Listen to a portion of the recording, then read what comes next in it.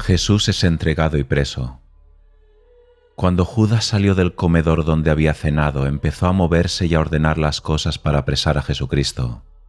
Fue de casa en casa hablando con los pontífices y los principales de la sinagoga, ofreciéndoles inmediatamente el cumplimiento de la palabra que les había dado. Les explicó que la ocasión era oportuna y les indicó lo que debían hacer para que no se les escapase. Como Judas no creía en Jesús, sino que le tenía por engañador y embustero, previno todo con exactitud para salirse con su intento. Consiguió del presidente una cohorte de soldados de su guardia, Juan 18:12, y pareciéndoles poca gente, los pontífices y fariseos mandaron que fuesen con ellos sus criados, e incluso decidieron que se hallasen presentes algunos sacerdotes principales, Lucas 22:52, que entre ellos eran considerados como personas de mucha autoridad porque habían sido sumos sacerdotes en años anteriores. Iban también, para dar más importancia al hecho, muchos magistrados del pueblo, que eran personas encargadas de la administración del templo. Todos iban bien armados, Mateo 26:47, por lo que pudiera suceder, unos con espadas, otros que podían menos con palos y bastones. Llevaban muchas hachas encendidas y linternas, Juan 18:3, no solo para no tropezar en la noche, sino por miedo a que el Señor se ocultase en la oscuridad. Para juntar tanta gente y armar tanto alboroto se puede suponer el interés que pondría Judas en que todo saliera adelante. En la ciudad no podía haber pasado inadvertido tanto barullo y ruido. Se juntó un ejército de todo tipo de gente, judíos y gentiles, siervos y libres, eclesiásticos y laicos, militares y paisanos. Todos estaban en esta noche para apresar al Señor, porque todos tenían que alcanzar la libertad gracias a Él. Judas se hizo capitán de este ejército. San Lucas dice que uno de ellos, que se llamaba Judas, iba en primer lugar y delante de ellos. Y en los Hechos de los Apóstoles se dice que Judas fue el capitán de los que prendieron a Jesús. Judas escogió la noche para evitar la resistencia que pudieran oponer las gentes que de día acompañaban a Jesús. Con esto satisfizo en algo el temor de los pontífices, que por temor a la gente que seguía al Señor, querían dilatar el prendimiento para después de la Pascua. Judas escogió el momento en que Jesús estaba fuera de la ciudad, en el campo, para que estuviera más solo y lejos de quien le pudiese ayudar. Bien sabía el traidor aquel lugar, ya que muchas veces solía el Señor ir allí con sus discípulos. Juan 18:20. Judas proveyó a sus soldados de linternas y de hachas. Tanto se escondió la eterna luz en nuestra carne mortal, que el poder de las tinieblas tuvo que ir a buscarle con linternas y hachas encendidas. Las armas que llevaban eran, es evidente, para asustar a quienes se le resistieran, y para pelear y conseguir apresar a Jesús se hacía falta usar la violencia. Judas les dio una señal para que conocieran a la persona del Salvador, y para que al hacerla se lanzaran encima de él para prenderle, y esto es propio de quien hace de capitán. La señal que les dio fue el saludo habitual que se usaba entre amigos, que era besarle en la cara, y fue además una señal propia de un traidor, porque como hombre falso y con doblez quiso conseguir dos cosas a un tiempo: entregarles al preso y quedar a cubierto ante su maestro, como si al entrar en el huerto y darle un beso fuera allí como un apóstol más sin tener nada que ver con el asunto. Y además Judas les avisó diciendo: aquel a quien yo bese, ese es, cogedle y lleváoslo preso. Mateo 26:48 y Marcos 14:44. Como si dijera: como es de noche y muchos entre vosotros no le conocéis, no me extrañaría que os engañara y se os escapara. Por eso que nadie se mueva hasta que yo dé la señal. Al que yo bese, ese es. Cogedle enseguida y apresadle, y sujetadle bien, no sea que se os escape o que alguien le defienda y os lo quite. De esta manera prepararía Judas su traición, mientras los demás apóstoles dormían. Con lo que se ve que si los que siguen al Señor no son muy buenos, llegan a ser como Judas los peores de todos. Salió el ejército guiado por Judas fuera de la ciudad hasta el monte de los Olivos. Iban los soldados de la cohorte y su tribuno con ellos, Juan 18:12, y muchos pontífices y magistrados del templo, y ancianos y gente importante, acompañados de sus criados y siervos que los seguían. Las armas brillaban a la luz de las linternas y las hachas encendidas. Judas iba delante de todos, con tanto aparato como si fueran a pacificar la tierra prendiendo a un salteador de caminos o a un capitán de ladrones. Llegaron al huerto de Getsemaní en el momento en que Jesús estaba hablando con sus discípulos. Mateo 26:47. El Salvador quiso demostrar su divinidad y que se entregaba porque quería. A pesar de que Judas había advertido con tanta puntualidad que con su señal conocerían quién era Jesús, sin embargo no le conocieron hasta que él quiso darse a conocer, ni le apresaron hasta que él quiso dejarse prender. Y tampoco Judas pudo ocultarse entre los demás apóstoles como parece que pretendía. Al acercarse Judas, el Señor se adelantó y le salió al paso. Mateo 26:46. Judas, fingiéndose amigo, le saludó. Dios te guarde, maestro, y le besó. Mateo 26:49. El Señor, pacífico con los que aborrecen la paz. Salmos 119:7. Se dejó besar por Judas, y no solo lo hizo por mansedumbre, sino para demostrar que, puesto que se entregaba por propia voluntad, no desdeñaba la señal que había dado el traidor. Tampoco perdió el Señor la ocasión para hacer el bien a quien le hacía mal. Después de haber besado sinceramente a Jesús, le amonestó, no con la dureza que merecía, sino con la suavidad con que se trata a un enfermo. Le llamó por su nombre, que es señal de amistad, y le hizo ver la gravedad del delito que cometía. Y no riñéndole, sino preguntando con cariño, «Judas, ¿con un beso entregas al Hijo del Hombre?» Lucas 22:48. «¿Con muestras de paz me haces la guerra? ¿Con signos de amor me entregas a la muerte?» Y aún para moverle más a que reconociera su culpa, le hizo otra pregunta llena de amor. «Amigo, ¿a qué has venido?» Mateo 26:50. «Amigo, es mayor la injuria que me haces porque has sido mi amigo, y más me duele el daño que me haces, porque si fuera un enemigo quien me maldijera lo soportaría. Pero tú, amigo mío, mi amigo íntimo, con quien me unía un amigable trato». Salmos 54:13. «Amigo, que lo has sido y lo debías ser. Por mí puedes serlo de nuevo. Yo estoy dispuesto a ser lo tuyo. Amigo, aunque tú no me quieras, yo sí. Amigo, ¿por qué haces esto? ¿A qué has venido?» Judas se emocionó sin duda de ver que su traición era tan clara a los ojos de su maestro, y se quedó confuso ante la serena amistad del Señor. Sin embargo, su mala conciencia triunfó, y se retiró junto a los soldados que habían venido con él. Juan 18:5. Aunque Judas había ya dado la señal convenida, los soldados no se movieron ni reconocieron al Señor, porque no tenía que hacerse este prendimiento cuando ellos y como ellos querían, sino cuando y como lo tuviera dispuesto el Señor. Viendo el Salvador que Judas se había retirado y que los soldados no acometían, como sabía todo lo que había de suceder, Juan 18:4, no se escondió ni huyó, sino que les salió al encuentro y les dijo, «¿A quién buscáis?» Ellos estaban tan ciegos que teniéndole delante no le veían, y Judas, que estaba con ellos, no les dijo, «Ese es». Y como si no lo hubieran visto la señal convenida, le respondieron, «Buscamos a Jesús Nazareno».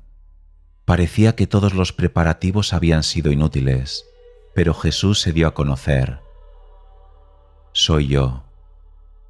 Fue su voz tan majestuosa e imponente que, como si fuera un rayo, llenos de espanto y de terror, retrocedieron todos y se cayeron al suelo. Juan 18:6. Y Judas con ellos. Esta violenta caída fue como una representación de la que dio aquel día la sinagoga. Con ella perdió el templo y los sacrificios. Los apóstoles se alegraron al ver el valor de su capitán, que al primer encuentro y con una sola palabra hizo caer a tierra un ejército entero. Dios era el que hablaba. Ante él no había cohorte, ni tribuno, ni soldados, ni armas. ¿Qué hará cuando venga a juzgar? Los soldados estaban en el suelo y Jesús les esperaba en pie. Luego se levantaron y el Salvador les preguntó otra vez, «¿A quién buscáis?»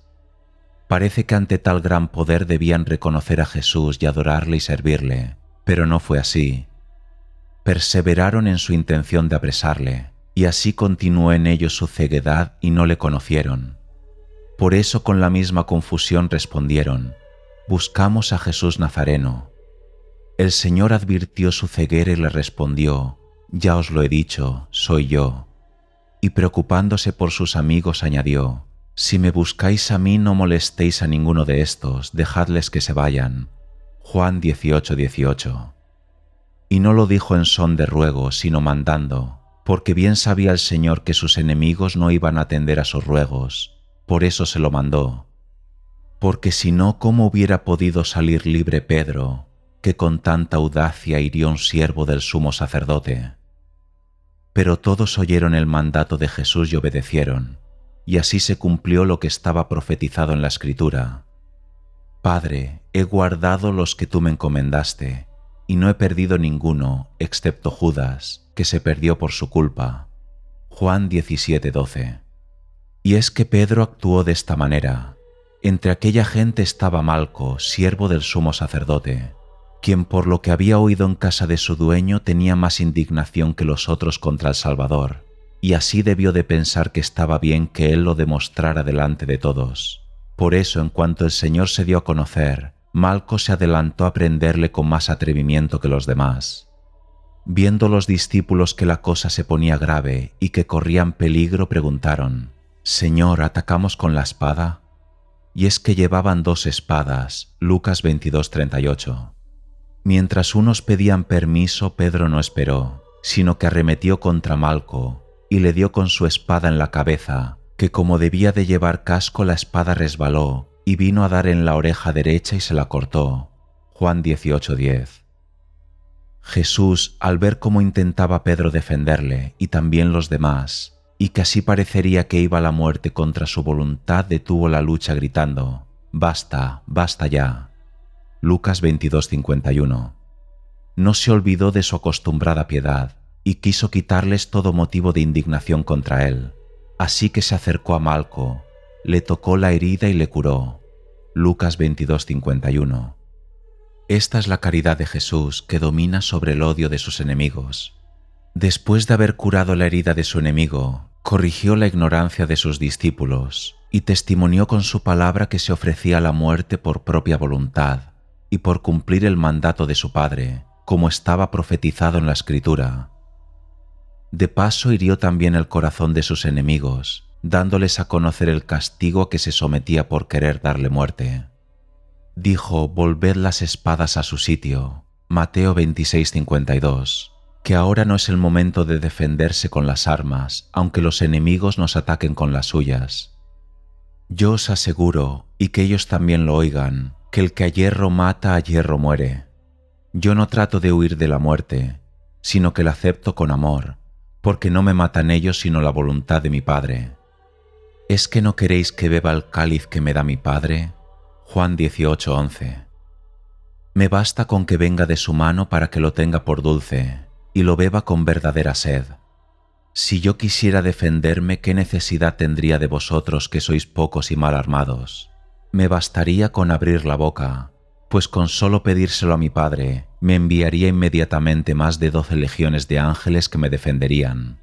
Mateo 26:53. Pero yo no trato de defenderme. Esto que ocurre ahora hace ya muchos siglos que fue profetizado. Conviene que se haga así. Si yo me opongo, ¿cómo se van a cumplir las Escrituras? Aunque prendieron al Señor cuando Él quiso, sin embargo fue una deshonra para Él, por ser una persona tan conocida por las gentes por sus virtudes, por los milagros que había hecho, por sus maravillosas palabras. Eso mismo es lo que había frenado a sus enemigos, por eso no le habían apresado antes, por miedo a las gentes que le seguían, por miedo al pueblo que le tenía por profeta y le quería. Mateo 21:46. Y no le prendieron como a un profeta o a un hombre de bien, sino como a un malhechor o a un ladrón, que fuera necesario llevarle a empujones. El Señor pasó por alto, disimuló muchas afrentas, pero esta vez no se cayó. Habéis salido a prenderme con palos y espadas como si yo fuera un ladrón. Lucas 22:52. Así expresó su sentimiento por lo que hacían con él, y cómo seguían equivocados y ciegos, que le trataban como si hubiera vivido haciendo el mal. Y no fue así, sino que con mucha frecuencia estaba públicamente entre ellos, en el templo y en la ciudad, y no se escondía. Sin embargo, salieron a buscar al campo a quien se dejaba ver cada día por la ciudad, y fueron con armas y soldados, y él actuaba siempre pacíficamente. Necesitaron un traidor contra quien no hacía nada a escondidas, y enseñaba en el templo y en las plazas y a descubierto. ¿Por qué no os atrevisteis entonces a prenderme? Lo habéis hecho ahora, de noche, como a un ladrón. Pero tampoco hubierais podido si yo no quisiera. Es que ha llegado vuestra hora, Lucas 22:53, y eso es lo que os permite prenderme. Son las tinieblas las que os mueven, y su poder. Con estas palabras, los demonios y aquellos hombres servidores suyos se encontraron de repente libres para hacer con él lo que quisieran, y todos a una le echaron mano y le apresaron. Traían sogas y cadenas, para usar de toda la cautela necesaria como Judas les había indicado. Le ataron, Juan 18:12. Ataron al autor de la libertad. Quizá muchos de los que le ataron después dirían: «Rompiste, Señor, mis cadenas, te ofreceré un sacrificio de alabanza». Salmos 115:16. Y lo harían con violencia y con groserías. Le echaron mano, dice San Mateo. Aquella chusma gritaría y lo iría empujando en medio de un vocerío descortés e insultante. Judas caminaría entre los sacerdotes y magistrados, comentando con ellos el buen resultado de su intervención, aunque mejor le fuera no haber nacido. Los apóstoles, avergonzados y asustados de ver lo que pasaba, olvidándose de lo que habían prometido después de la cena, le dejaron y huyeron todos. Marcos 14:50. Era tanto el ruido y alboroto que armaban los que llevaban al Salvador, que al oírlo salió un joven, que quizá estuviera durmiendo porque iba cubierto con una sábana y desnudo. Marcos 14:51. Trataron de cogerle, pero se quedaron con la sábana en las manos y él huyó desnudo. Así sucede muchas veces, que padecen más los hombres por huir de la cruz de Cristo que por seguirla. Jesús pide que se dejen todas las cosas y le sigamos, desnudos como desnudo va él a la muerte. Por no seguirle, por no querer padecer con él, al final con la muerte ocurre lo que no quisimos. Quedamos desnudos y vacíos de todas las cosas terrenas, y lejos para siempre de los bienes eternos. Los apóstoles, desperdigados por diferentes sitios, quizás se reunieron en la casa donde habían cenado, y allí contaron a la madre todo lo que había sucedido en el huerto. Le explicarían cómo se habían llevado a su hijo, y la Virgen María quedaría herida de un profundo dolor, aunque conforme y rendida a la voluntad de Dios. El Salvador es presentado a los pontífices. Pasaron otra vez el torrente Cedrón. Le llevaron camino de Jerusalén, atado, entre voces y gritos, a toda prisa, a empujones, cayendo y levantándose, a golpes como si fuera un ladrón. Iban camino de la casa de Caifás, sumo pontífice y juez supremo en lo eclesiástico del pueblo judío. Era también presidente del Consejo Supremo que se llamaba Sanedrín, en el que se reunían 71 jueces, y con él como presidente eran 72. Debía de ser la medianoche, porque después de la cena, cuando Judas salió, era ya de noche. Y luego Jesús habló largo rato, subieron al huerto, hizo oración, y después vinieron a prenderle. Había pasado pues mucho tiempo. Los jueces, viejos y ancianos de aquel pueblo, estaban tan apasionados que se reunieron a aquellas horas de la noche, y celebraron consejo para no perder tiempo, y para condenar cuanto antes al Salvador. Entró Jesús en Jerusalén, gran sacerdote del Nuevo Testamento, para ofrecer su vida en sacrificio agradable a Dios por la redención de todo el mundo. Empezó el proceso en casa del sumo pontífice, donde se habían reunido los demás sacerdotes y letrados a esperarle. Pero los soldados y siervos que le llevaban le pasaron primero por casa de Anás, porque era suegro de Caifás. Se honraron así mutuamente el suegro y el yerno, deshonrando al Salvador. Anás, en cuanto se lo trajeron, le envió atado como venía a Caifás, Juan 18:24, que era el pontífice, y a él correspondía llevar adelante el proceso. Caifás era el que en la reunión anterior había aconsejado a los judíos que convenía que muriese un hombre solo para salvar a todo el pueblo. Juan 18:14. El que había dado el consejo estaba dispuesto a ejecutarlo. En su casa ocurrieron todas las cosas que se cuentan de esta noche. Aunque al prender a Jesús en el huerto todos sus discípulos le dejaron y huyeron después, Pedro, inquieto y preocupado por su Señor, le iba siguiendo para ver dónde le llevaban, aunque de lejos por el miedo que tenía. Mateo 26:58. También siguió al Señor otro discípulo. Quizá fuese Juan, o quizá algún ciudadano de Jerusalén de los que seguían su doctrina, y que por ser un hombre de importancia tenía cierta amistad con el pontífice. Entró el Señor con todo aquel tropel y griterío de gente con los que había salido del huerto. Es probable que se hubiera unido más gente atraída por el ruido al pasar por las calles. Luego, al entrar en la casa de Caifás, despacharían bien pagados y contentos al tribuno y a los soldados romanos, que habían sido la principal fuerza. Impedirían también la entrada a la gente que, con deseo de saber lo que pasaba, insistían en la puerta para poder entrar. Despejada la casa de la gente que no era de ella, se quedarían los jueces a puerta cerrada con el preso. Por ser de noche y para que la casa quedara mejor guardada, estaba a la puerta una criada.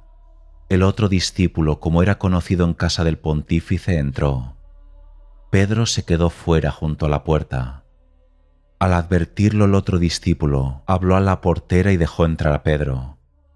Pedro entró en el palacio donde, por ser tan perseguida la verdad, él la negó. Llevaron al Salvador a la presencia del pontífice. Pedro y el otro discípulo estaban ya dentro, y así fueron testigos de lo que allí ocurrió. Empezó el pontífice por examinar de una manera jurídica la causa de Jesús Nazareno. Delante estaban también los sacerdotes y letrados.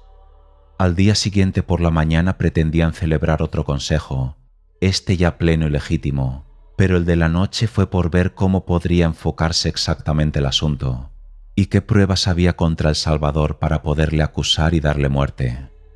Le consideraban como engañador y alborotador del pueblo, que predicaba mentiras contra la ley y la tradición.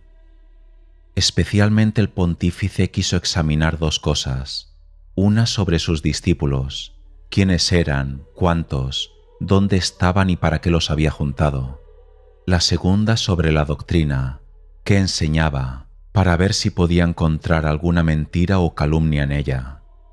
A la primera pregunta sobre los discípulos el Señor no respondió, porque como habían huido todos escandalizados y avergonzados de él, y el único que estaba presente, Pedro, se encontraba allí lleno de miedo, ¿qué podía decir que fuera en defensa suya? Por otra parte, dado el motivo por el que se le preguntaba, bastaba con responder sobre su doctrina, porque siendo como era, buena y de Dios, no podía reunir discípulos para una finalidad mala. Así cayó la primera pregunta, pero respondió a la segunda. He hablado abiertamente ante todo el mundo. Juan 18:20. Se podría sospechar que una doctrina es perniciosa si se habla a escondidas, pero yo siempre he enseñado en las sinagogas y en el templo donde se reúnen todos los judíos, y no he hablado nada a escondidas. Aunque he hablado a solas con mis discípulos para aclararles lo que hablaba en público en parábolas, no les he enseñado nada distinto de lo que decía a las gentes, y no les enseñaba para que guardaran secreto, sino para que lo transmitieran y lo enseñaran también a todo el mundo. Estas son las palabras verdaderas, las que pueden decirse a la luz, delante de Dios y de los hombres.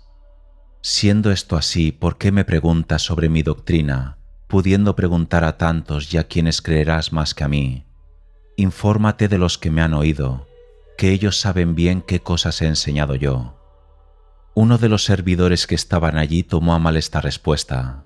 Dicha con tanta serenidad y siendo cierta, le pareció que había faltado al respeto al sumo pontífice y que la había dejado en ridículo. Quiso quedar bien ante el pontífice y se encaró a Jesucristo diciéndole: ¿así respondes al pontífice? Y le dio una bofetada. A pesar de esta ofensa hecha en público y por un guardia o servidor del pontífice, el Señor no perdió la serenidad y habló con la misma mesura que había hablado antes.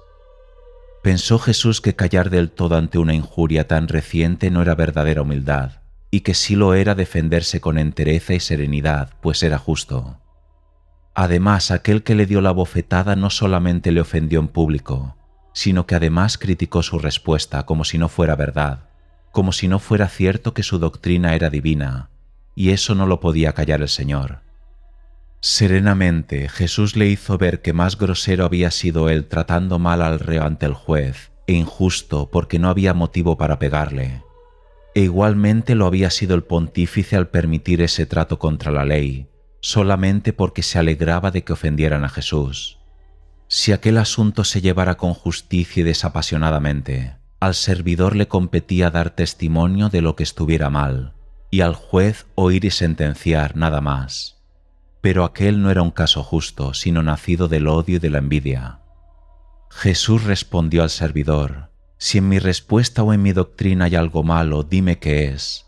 Si he hablado mal, dime en qué, pero si he respondido bien, ¿por qué me pegas?